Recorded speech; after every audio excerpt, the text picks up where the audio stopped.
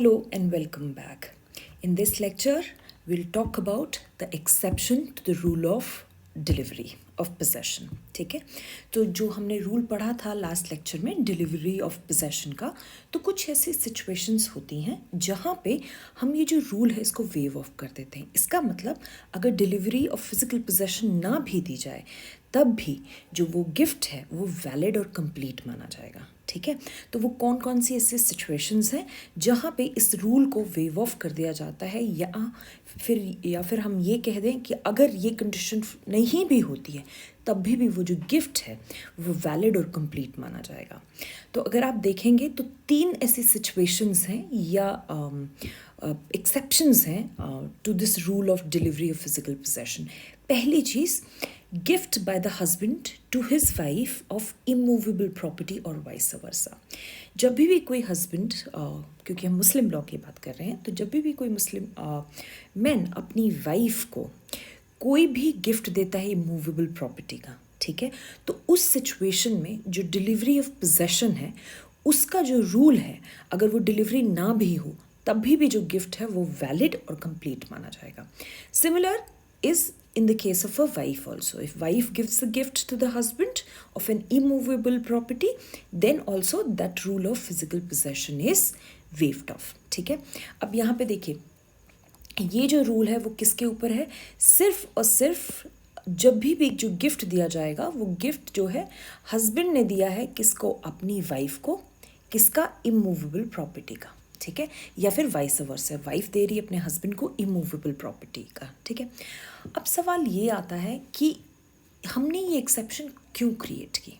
ठीक है, क्योंकि जो हस्बैंड और वाइफ का रिलेशनशिप होता है वो बाकी रिलेशनशिप से बड़ा ही अलग होता है. ठीक है, और यहाँ पे एक अजम्पशन है कि अगर हस्बैंड प्रॉपर्टी को मैनेज कर रहा है तो he is managing that property on behalf of his wife, या वाइफ मैनेज कर रही है so she is managing on behalf of the husband.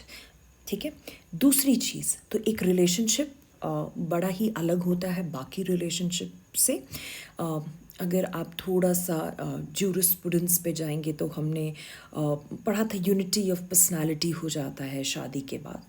ठीक है, तो सिमिलर उस पर ये प्रिंसिपल बेस्ड है. सेकेंडली देखिए, जब भी हम हस्बैंड और वाइफ की बात करते हैं तो जो जॉइंट रेजिडेंस है वो बड़ा ही इंटीग्रल है, बड़ा ही फंडामेंटल है, बड़ा ही इम्पोर्टेंट है फॉर दिस रिलेशनशिप.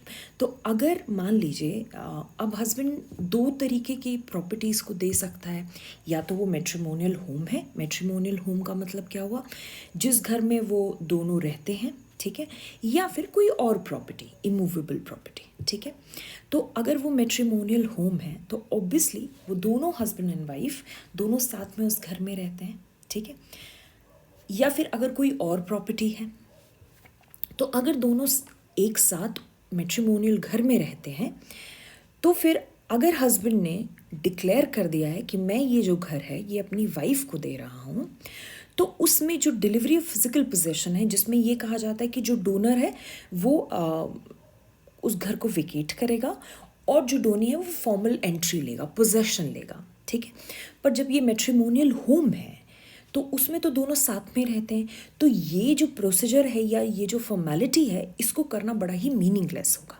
ठीक है, और अगर कोई और प्रॉपर्टी है, अगर कोई और प्रॉपर्टी है जो हस्बैंड को बिलोंग करती है और हस्बैंड उस प्रॉपर्टी को वाइफ को गिफ्ट में दे रहे हैं, तो यहाँ पे भी अगर गिफ्ट में देने के बाद, ठीक है, और अब क्या है, वो गिफ्ट डीड जो है हस्बैंड ने वाइफ को हैंड ओवर कर दी.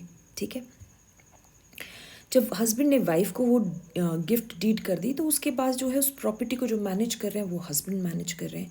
तो यहाँ पे अगर हम नॉर्मल सिचुएशन होती तो यहाँ पे हम कंस्ट्रक्टिव पोजेशन भी नहीं लगा पाते. क्यों? क्योंकि आपने सिर्फ और सिर्फ डिक्लेयर किया है, आपने पोजेशन दिया ही नहीं. ठीक है, कंस्ट्रक्टिव पोजेशन के मान लीजिए उसको मैनेज करने का जो राइट है वो आपने डोनी को दे देते हो आप.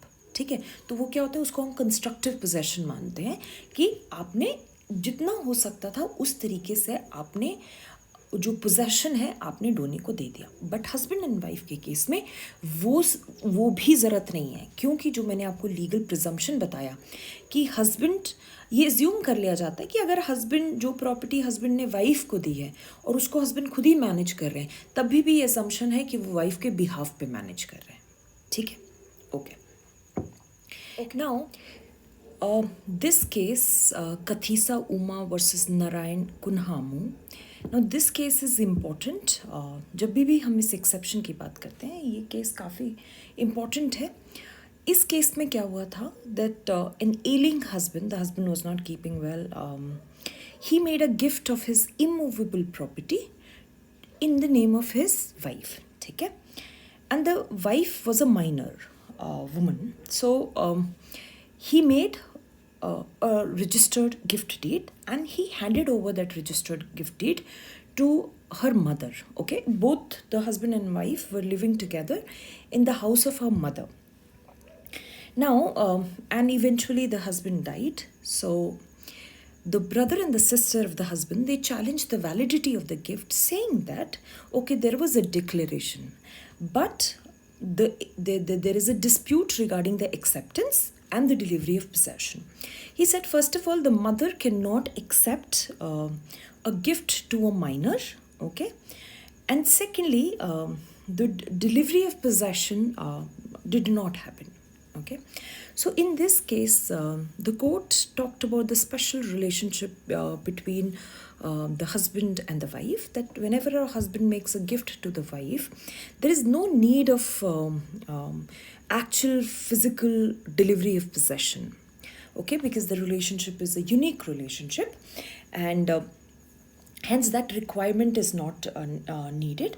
तो अगर delivery of possession नहीं भी हुआ है, तब भी जो gift है वो valid रहेगा. Secondly, the court also said that, when the husband made a registered gift deed, it shows the bona fide intention of the husband, that he wanted to give away this property to the wife.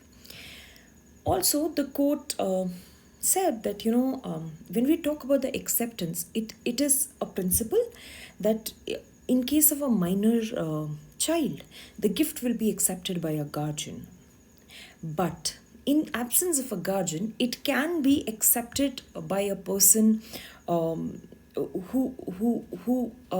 take care of the, or under whose care and protection that child is. So in this case, they said the husband could have accepted, or if the husband had even not handed over the gift deed to the mother, it would not have made any difference. Why? Because of the existence of that relationship of husband and wife. And secondly, it also said that in absence of any guardian, the mother could also accept the gift. Hence, the gift was valid and complete. So yes, so this principle is very clear on this, or the principle is very clear कि जब भी gift husband से wife को जाएगा, और वो भी एक इमूवेबल प्रॉपर्टी का जाएगा, तो उसमें जो फिजिकल डिलीवरी ऑफ पोजेशन है उसकी ज़रूरत नहीं है. उसके बिना भी जो गिफ्ट है वो वैलिड और कंप्लीट होगा. ठीक है, अब बात करते हैं हम दूसरी एक्सेप्शन की. वो दूसरी एक्सेप्शन क्या है? जब भी गिफ्ट एक फादर से अपने माइनर चाइल्ड को जाएगा. ठीक है, so the gift is from the father to whom? To the minor child, or by a guardian to the ward. ठीक है, तो इस सिचुएशन में भी जो डिलीवरी ऑफ फिजिकल पोजेशन है वो ज़रूरत नहीं है. उसके बिना भी जो है गिफ्ट जो होगा वैलिड और कंप्लीट होगा. ऐसा क्यों? Okay, what is the reason that we have even done away in this situation? अब आप ये देखिए, जो फादर है वो माइनर के बिहाफ पे फादर गिफ्ट एक्सेप्ट करते हैं.